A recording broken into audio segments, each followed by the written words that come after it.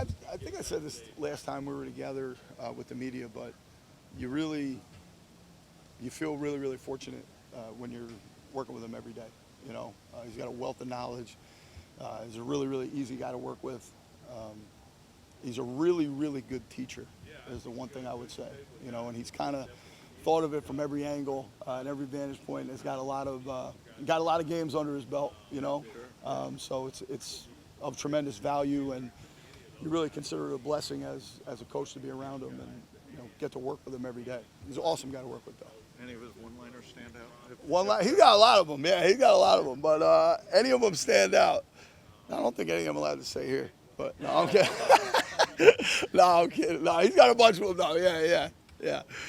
Anthony, how smoothly has Gankle taken to inside linebacker when you guys use him? Gank's done a really good job. He's a good athlete. I said this to somebody before. So he moves really fluidly. So and he's really a detailed guy. So he's been a lot of fun to work with, and he's a smart guy. So not many guys can transition from outside to inside, and he's done a really good job with that. So and credit to Vic, I think he saw that in Gink and kind of felt like, hey, this could be something he transitions into.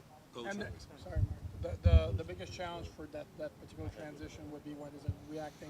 I think just seeing it, when you're playing on the ball, things are happening, 6 inches in front of your face, and when you're off the ball, there's a lot that you got to take in, in a very short amount of time. There's a lot of communication, and visually you have to see some things to be able to react in order to play physical, so that your physical skill set shows up.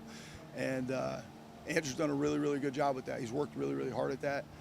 So in terms of seeing it, the run fits, and reacting in the pass game, he's certainly improved each day. What are the differences for you in the teaching points that you have to show your linebackers in this defense compared to the previous week?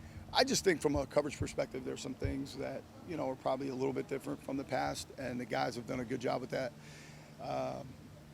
In terms of teaching it, really it's just there's some rules within the system that make it easy for the guys, and that comes from Coach Fangio. To be honest with you, he's got a great way of teaching that to the coaches, so the coaches can relay that information to the players. And it really just, a lot of it is common sense. It's well thought out, and it helps players, react faster. Coach, what is your thoughts on the development of Aubrey Miller since rookie minicamp to this point in training? Yeah, I think Aubrey's seen it a little bit better. He's a physical guy, asking a lot of questions, and does a lot of extra. So I think he's developed, and we're pleased with his development to this point. When guys like that put that tenacity and that hunger and drive as far as learning, yeah. With a deep locker room like this, what do you think it does for him as an individual? No, I think it's a hard place to be if you're not willing to do that, that type of work. And those are the guys we're really targeting to try and bring into the organization, guys that work really, really hard. Guys that are tough physically and mentally, and like I said, it's a tough business in general to be in if you don't have those qualities, and he has them. That's why we're happy he's here and pleased with his performance to this point. And in this last preseason game, what are some things that you're looking for from your guys as a unit? Obviously, just communication and the ability to see it, process it, and play fast. Those are the things that we're really looking forward to seeing. We get out there up in Jacksonville. So, like I said, every day is every day you're just trying to progress a little bit, and hopefully when they're out there on the field, you're seeing that again. And when you think about just the experience that Bradley has within this 3-4 scheme, what do you think that'll bring to the unit as a whole? Yeah, it brings a lot, because he's someone that that has been successful as an outside linebacker in multiple schemes. But then in this one, when you watch tape of previous years, you see number 55 in a Broncos uniform executing some of these techniques at a high level. And that resonates with the young guys, resonate with the players, and it also provides that veteran leadership to player to player, like just help them understand some of the techniques. So it's been great. Saying like, hey, 1 week he may be this, yeah, and then next week, hey, he may be lined up against tight end. 100%. He may be in the box. 100%. You want to have guys that can play multiple roles. Mm-hmm. You want to have guys that can play multiple spots. But even bigger than that is play the same role but present their job differently. Right. Present their responsibilities differently.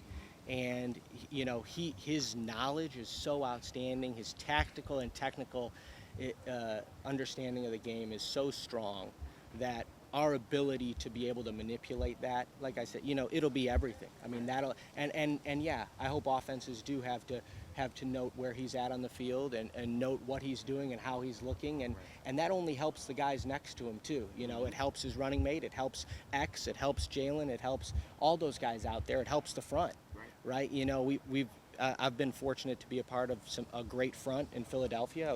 This is the same kind of a front, and with that, you want to be able to manipulate that back end so that you can accentuate the front too, and that's what we'll look to do with him. He's the best, one of the best in the business at that. Absolutely. And he's done a great job integrating into the room. He's matured a lot over the years, that's for sure. Still on him every day, but excited about his progress. But it's really about getting better each day, and hopefully he can do that again today.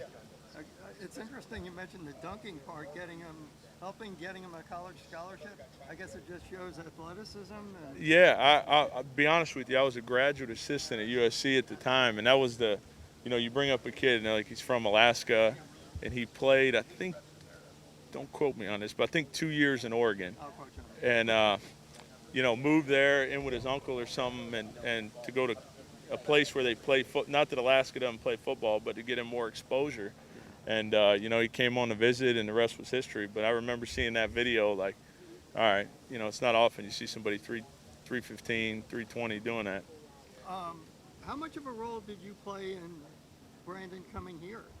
Yeah, it was all of us. I think Chris and our management team does a heck of a job identifying those guys, whether it be whatever round it is to, going undrafted. But, there's no doubt that when he went undrafted, I called him and said, you know what you need to do, come here and get in the incubator and learn. And he's done a great job so far.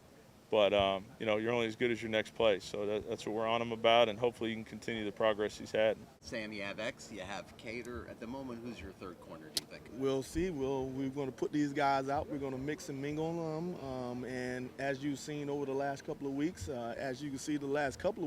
we've had a lot of different corners come in and out of this room, and trying to get them caught up and get them to a point to where they can go out there, understand the defense that Vic is calling, but then going out there and executing at a high level, because the other 10 guys out there expecting you to do your job at a high level, because this is the league that we're in. One last quick thing. If you have Cater inside in nickel packages, you obviously have a job to fill on the boundary. Is it very close right now between Noah, Cam Smith, and Eli, where they're extremely close in this competition, or is there one guy that's maybe? Yeah, and the hard part when you say boundary, I mean, this is not college. The hashes are totally different, and the ball can move from one side to the next. So, these guys, and Vic may want guys to play opposite on different sides. So you have to know multiple. That's why when you see putting guys in, hey, take a series on the left, take a series on the right, because you never know where you're going to be able to end up. Yeah. And if you're versatile enough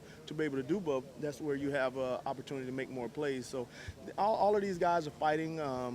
We've had a number of guys over the last couple of weeks, because it is the dog days of training camp. Things come down, injuries happen. We haven't seen a few other guys out there. So, you never know who you're going to see out on the football field. But you're expected to know what to do and have opportunity to go out there and make plays, for this defense. And there are plays out there to be made.